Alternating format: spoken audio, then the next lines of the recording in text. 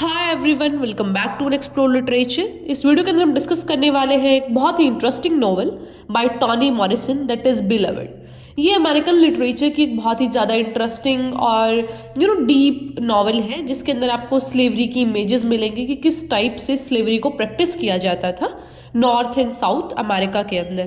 तो वो सारी चीज़ें हम देखेंगे थ्रू थीम्स एंड सिंबल्स। लेकिन सबसे पहले अपने ऑथर को जान लेते हैं, हु इज़ टोनी मॉरिसन। तो बात करें उनके बर्थ की तो she was born on 18 Feb 1931 इन यूएसए।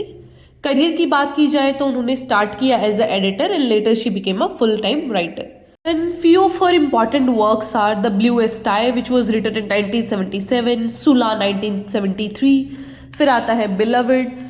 तो उनके जो काफ़ी सारे इंटरेस्टिंग वर्क्स हैं वो will cover in different videos. तो यहाँ पे हम बात कर रहे हैं बिलवड की, जिसको अवार्ड भी मिला है 1988 में। तो यहाँ पे जो ये हमारी नॉवल है बिलवड, उसमें horrors of slavery and aftermath ये सारी चीज़ों को एक्सप्लेन किया गया है। And Morrison is the first African American women जिनको नोबेल प्राइज मिला है लिटरेचर के अंदर। Alright, so this was all about Toni Morrison. Now let me introduce you to the characters of the novel. तो सबसे पहली है हमारी प्रोटैगनिस्ट सिथी। तो ये एक स्लेव है जो कि अब एस्केप कर चुकी है अपने जो भी प्लांटेशन था वहाँ से अपनी डॉटर डेनवर के साथ। डेनवर, जैसा कि मैंने बताया, सेथी की डॉटर है। Then is Beloved. बिलवड एक मिस्टीरियस वुमेन है जो कि सेथी के घर पे आती है एंड बाद में we get to know something interesting about है। Then is Paul D. Paul D कौन है? एक फॉर्मर स्लेव है जो कि सेथी के साथ ही थे स्वीट होम प्लांटेशन के अंदर। देन इज बेबी शर्क्स, ये सेथी की मदर इन लॉ है। हेल इनके हस्बैंड है। स्टैम्पेड एक फ्रेंड है या फिर कहीं फॉर्मर स्लेव है सेथी के। Then is school teacher. School teacher was a cruel calculating slave owner जो कि उनकी स्वीट होम प्लांटेशन पे था। अब आप ये आयरनी देखिए, प्लांटेशन का नाम है स्वीट होम, बट जिस तरीके से वहाँ पे उनको ट्रीट किया जाता था, यू विल लिटरली क्राई अगर आप पूरा नॉवल को डिटेल में पढ़ेंगे तो। And I would recommend you all कि आपको पढ़ना चाहिए because there are so many symbols and different connotations into it जो कि आपको बहुत सारा डीप मीनिंग्स प्रेजेंट करेगी throughout the lines. Now talking about the summary of the novel, तो कहानी शुरू होती है 1873 से, जहाँ पे डेनवर अपनी मम्मी सेथी के साथ रह रही है इन अ हाउस नेम्ड 124 हाउस। तो जो भी ब्लैक कम्युनिटी के लोग हैं उसको हॉन्टेड हाउस मानते हैं और इनको कम्युनिटी से सब बाहर निकाल दिया गया है। तो फिर स्टोरी शिफ्ट होती है 18 साल पहले, जब सेथी एक स्लेव थी स्वीट होम नाम की प्लांटेशन पे। वहाँ पे एक आदमी होता था स्कूल टीचर नाम का और उसका नीस, जो कि उनको बड़ा टीज करते थे, इरिटेट करते थे। तो क्या होता है, सेथी और जो उसके हस्बैंड है उनका नाम है हेले। तो सेथी और हेले ट्राई करते हैं एस्केप करने का प्लांटेशन से, क्योंकि सेथी वॉज प्रेग्नेंट। तो उसके हस्बैंड बोलते हैं कि यार मैं अपने बच्चे को ये लाइफ तो नहीं दे सकता, वी शुड एस्केप फ्रॉम है। तो जो वो एस्केप करने की कोशिश कर रहे थे तो उसके हस्बैंड मिस्टीरियसली मतलब गुम हो जाते हैं एक तरीके से। Either he was captured, beaten या फिर murdered, whatever you can say, मतलब we don't get to know about him बाद में। तो ये जो सेथी है वो अकेली भाग जाती है और मैंने जैसा कि पहले बताया शी वॉज प्रेग्नेंट। तो रास्ते में उसको एक इंग्लिश विमेन मिलती है जिसका नाम होता है एमी डेनवर। तो वो उसकी हेल्प करती है। शी हेल्प्ड हर बिकॉज सेथी थी जो वो लेबर पेन में थी, तो उसके चाइल्ड बर्थ में उसकी हेल्प करती है। तो उसके रिगार्ड में जो सेथी है वो अपनी बेटी का नाम रख देती है डेनवर, एमी डेनवर के नाम से। अब थोड़ा सा उसकी फैमिली बैकग्राउंड के बारे में बात करते हैं सेथी के। सेथी के 4 बच्चे थे इन टोटल। तो जब स्कूल टीचर ने उसको पकड़ा, जो वो आदमी था बड़ा क्रूअल सा, उसने उसे पकड़ा तो सेथी ने क्या करा, अपने एक बेटी को मार दिया खुद ही। Like she literally killed her one child because वो नहीं चाहती थी कि उसके जो बच्चे हैं वो भी स्लेव बने, वो ये जो क्रूअल वर्ल्ड है उसकी क्रूअलिटी को फेस करें। She didn't wanted that. अब कहानी देखो, कहानी क्या हो रही है, कभी पास्ट में शिफ्ट हो रही है, कभी प्रेजेंट में आ जा रही है। तो वो आपको थोड़ा सा ध्यान देना पड़ेगा ताकि आप किसी भी चीज़ में कंफ्यूज ना हो। अब आ गए हैं प्रेजेंट में। अब क्या हो रहा है, वो 124 हाउस नंबर में रह रहे हैं अपनी मदर इन लॉ के साथ, जिसका नाम है बेबी शर्क्स, और उसके 3 बच्चे हैं क्योंकि एक को तो उसने मार ही दिया था। अब जो उसके 2 बेटे हैं, एक का नाम है होवर्ड और दूसरे का नाम है बगलर। अब इनको घर में ऐसा लगता है कि हमारे घर में ना कोई भूत है, तो ये दोनों लड़के ऐसा डर के मारे भाग जाते हैं घर से। और इनकी जो सास थी बेबी शग्स, शी ऑल्सो डाइड। अब हमारी जो प्रोटेगनिस्ट है सेथी, वो एज अ कुक वर्क कर रही है और डेनवर घर पे रहती है। 18 साल की ये लड़की है और इसको ना ऐसे घर में अकेले रहने में काफ़ी डर भी लगता है, क्योंकि मैंने पहले ही बताया, इनको ऐसा लगता है कि इनके घर में कोई आत्मा घूम रही है। फिर होता है ऐसा कि जो पोल डी था, आई इंट्रोड्यूस्ड यू, कि पोल डी इनके साथ ही स्लेव था जो स्वीट होम प्लांटेशन है वहाँ पर, वो इनके घर आता है। तो जो सेथी है और जो पोल डी है, इनका बड़ा गंदा पास्ट रहा है। इनको चेन से बांधा जाता था, मतलब लाइक होता है ना, जब आप दोनों ने सेम प्रॉब्लम्स फेस की हो तो फिर आप रिलेट कर पाते हैं, आप एक दूसरे के दुख दर्द को समझ पाते हैं। तो वही इनके साथ है। पॉल डी है जो वो सेथी के साथ रहने लग जाता है, दे आर इन लव। अब एक लड़की है बिलवड नाम की, वो इस घर में आती है, अपनी आइडेंटिटी डिस्क्लोज नहीं करती कि भाई वो कौन है क्या है, बस आके रहने लग जाती है। अब जो बिलवड है वो डेनवर की, मतलब सेथी की बेटी की दोस्त बन जाती है। पॉल डी को पसंद नहीं आता, इसलिए पॉल डी हमेशा ट्राई करता है कि वो इनको अलग रखे। और जो ये बिलवड है वो हमेशा ट्राई करती है बात करने का इससे, डेनवर से, और सेपरेट करने का पॉल डी और सेथी को। उसको पसंद नहीं है कि पॉल डी और सेथी साथ रहें। तो जो बिलवड है वो हमेशा क्वेश्चन करती रहती है सेथी से कि आपका पास्ट क्या था, क्या कुछ वो सारी पास्ट की प्रॉब्लम्स उससे पूछती रहती है। अब जो पॉल डी है वो खुद ही चला गया अब यहाँ से। बिलवड ट्राई कर रही थी कि ये चला जाए, यहाँ से चला जाए, वो खुद ही चला जाता है। When he got to know कि सेथी ने अपनी बेटी को खुद ही मार दिया था, तो जी जब ये बात डिस्क्लोज हुई वहाँ पे, पॉल डी उसे छोड़ के चला जाता है।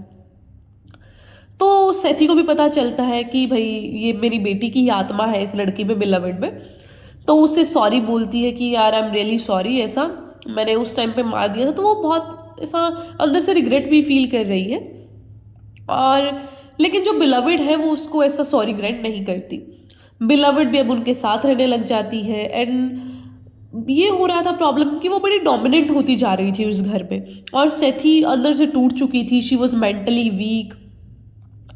तो व्हाट हैपन्स नाउ कि जो बिलवड है वो तो जिस भी तरीके से वहाँ से चली जाती है, पॉल डी वापस आ जाता है। And now they started a new life, जिसमें 3 लोग ये रहते हैं घर में, डेनवर, सेथी एंड पॉल डी।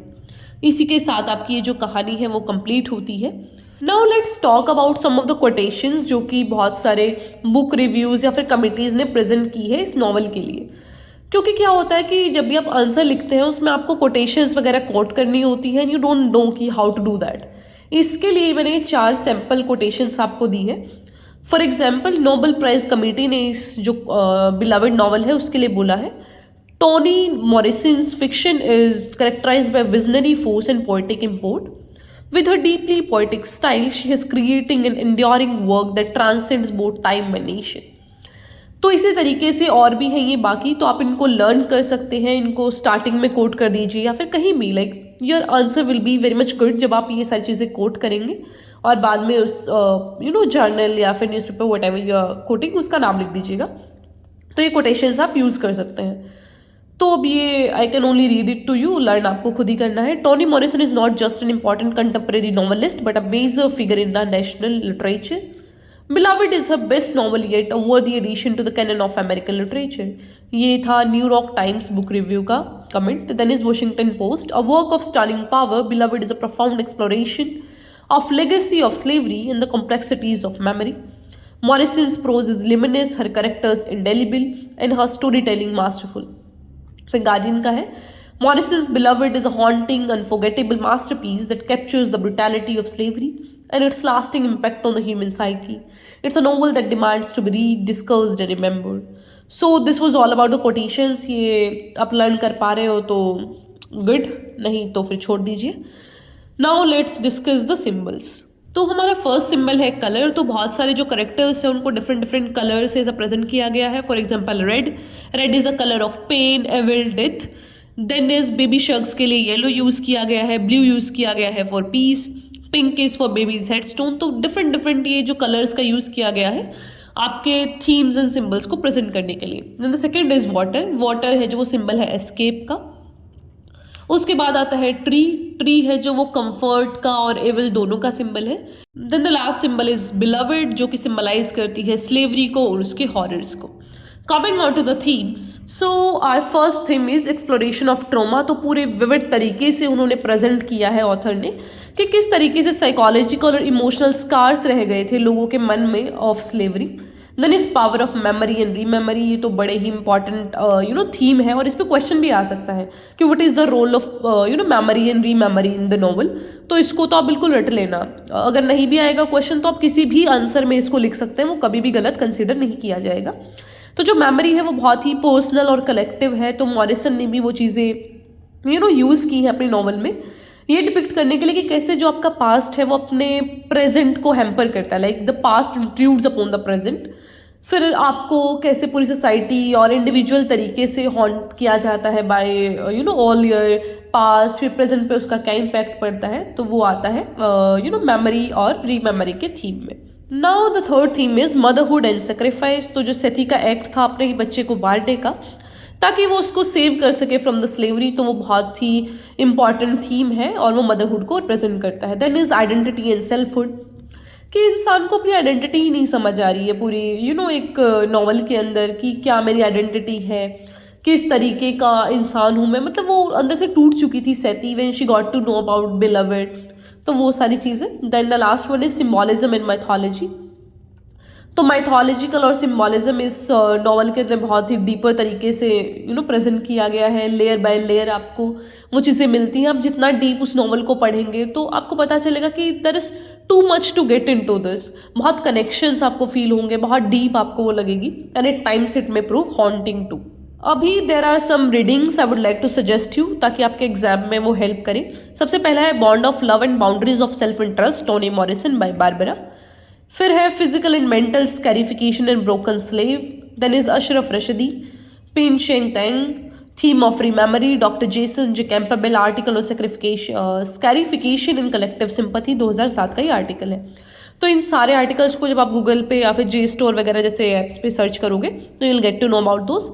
उनको पढ़ना और अपनी थीम्स को थोड़ा सा क्लैरिफाई करना, because question can be asked. और मेमोरी और ये जो रीमेमोरी वाला कॉन्सेप्ट है ये बड़ा इंपॉर्टेंट है, तो अगर आप कुछ भी नहीं पढ़ रहे हो तो लास्ट वाला आर्टिकल तो प्लीज़ रीड दैट।